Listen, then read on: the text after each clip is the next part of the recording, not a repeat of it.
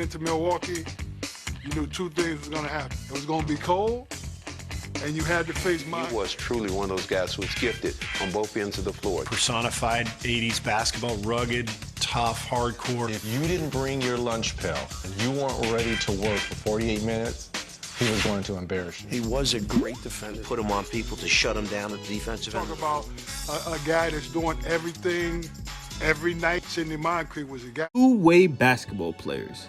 A player who excels at getting it done at both ends of the floor, both offensively and defensively. Sometimes they're also called all-around players.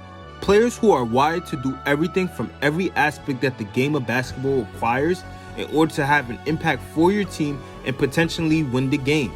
Whether it is shot making, shot creating, playmaking, finishing, facilitating, rebounding at all costs, altering shots, getting into pass lanes, or clamping a player down.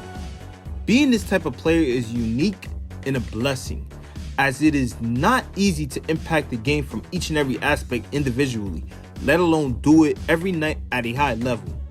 And majority of players can't do that. To put it simply, you have to be special. Here are a few names that in the history of the sport were able to do it at a high performance level. Michael Jordan, LeBron James, Kobe Bryant, Kevin Garnett, Kawhi Leonard, Paul George, Giannis Antetokounmpo. There was a great talent whose DNA is molded to be a part of this list. But chances are, if I was to tell you his name, your parents may know him, but you would be confused.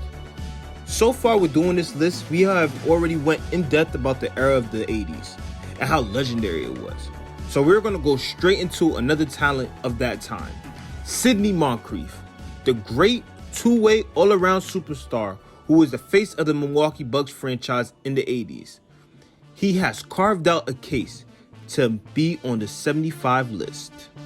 Despite being only 6'3", Moncrief was blessed with long arms and freakish athleticism that helped give him the ability to take advantage of his strengths and natural talents. He was the definition of a defensive ace, as he could lock you down in isolation, hindering opponents' opportunities to get a bucket, as with the no-hand check rule at the time, he could get into your grill and pick your pocket, cut off angles to prevent you from getting to the rim, and always in the passing lanes and sacrifice his body so his opponents never have an opportunity to make a play and score. And with his athleticism, he could leap so high to reject or alter someone's shot.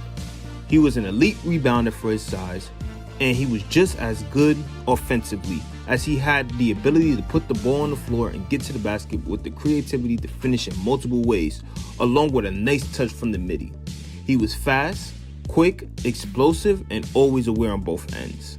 Drafted by the Bucks with the 5th pick in the 79 draft, he immediately showed strides of how impactful he could be to contribute to a team, especially a team like the Bucks, who were really talented and good to consistently make the postseason and compete, as they had underrated scoring talent Marquise Johnson, legendary big Bob Lanier, talented inside presence in Terry Cummings, and ball handler plus perimeter defense with Paul Pressey, and coached by the legendary Don Nelson.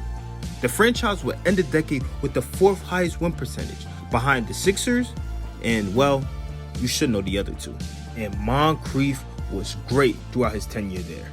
In his 3rd season, he would break out as the team's best player, averaging nearly 20 points, 7 rebounds, 5 assists, and nearly 2 steals a game. He would gain his first All-Star selection, gain his first All-NBA nod with second-team honors, and his first All-Defensive Team selection with second-team honors. In his prime, from 81 to 86, he would average 21 points, nearly 5 assists, 6 rebounds, and between 1 to 2 steals a game, continuing to make All-Star games, racking up all NBAs and all defensive selections.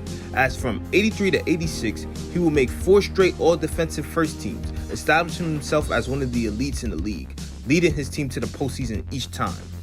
But the peak of his prime was the most spectacular version of the man with the nicknames Sid the Squid, Sir Sid, and El Cid. In the 83 season, he would average a career high in points with 23 and would lead the second-seeded Bucks to the semifinals to face the third-seeded Celtics, a legendary team led by Larry Bird, Robert Parrish, and Kevin McHale, who won a tip just 2 seasons ago, back in 81. But that did not faze the Bucks, as they would go on to do the unimaginable by sweeping them, marking 83 as the first time the C's have ever been swept in a postseason in their franchise's history. Moncrief would average 23, 7, and 4, along with a steal a game in that series, as they would go on to face the Sixers in the conference finals, led by Julius Erving and Moses Malone, who were on a mission to sweep every opponent in their postseason run. They would go on to do that to every team except for one, the Bucks, who were able to win Game 4 but lose in 5 games. From an individual standpoint, he will make All-NBA First Team, and in its inaugural season, he will make history by being the first player to ever win Defensive Player of the Year, by being the first guard to win the award, and the first to win it consecutively, as he would gain the honor again the next season in '84, solidifying him as one of the greatest defenders ever in the history of the game. Now, we have gotten to the point where we gotta ask ourselves, why was he left off the list? He has a great case to be on it. Well, I believe it is 2 things: overshadowed by the aura and greatness of the era, and injuries cutting his prime short. His prime was only for 5 seasons, as by 86-87, he was hampered by foot and knee injuries, taking away his explosiveness and his ability to be effective on both ends at the young age of 29. Despite that, he had one final run in the playoffs in '87, where he would have a good series against the C's in the semifinals, averaging 21 and a steal, pushing them to 7 games, but will end up losing. To end, Moncrief is one of the underrated legends in NBA history. He is one of the best two-way, all-around players ever, and never gets his credit for how impactful he was for his team.